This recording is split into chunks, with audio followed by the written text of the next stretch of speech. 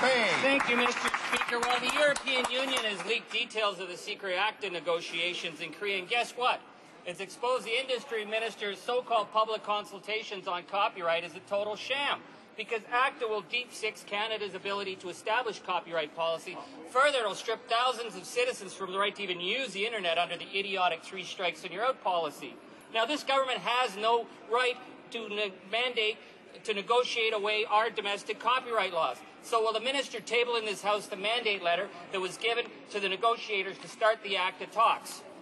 The Honourable Minister of Industry. In fact, Mr. Speaker, despite the honourable member's fear-mongering, the Government of Canada has not adhered to or agreed to anything in the ACTA negotiations. The ACTA negotiations are, in fact, subservient to any legislation that is put forward in this House. Mr. Speaker, in good faith, myself and my colleague, the Honourable Minister of Heritage, went out, talked to the people of Canada, talked to stakeholders about a future copyright bill, and we are proud of the fact that we have had that consultation because we got some good ideas, even from some NDPers.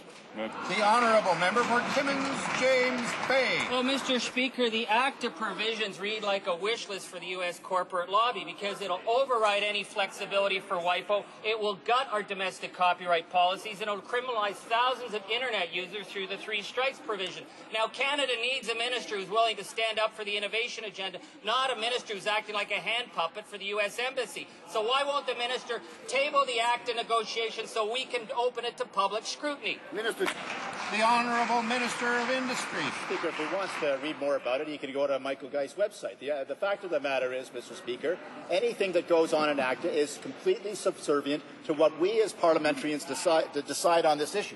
Those are the facts, and the fact of the matter is we have gone further in terms of making sure that the public is aware of the issues involved in copyright renewal and reform than any other government, and we are proud of that record. The Honourable Member for St. John's.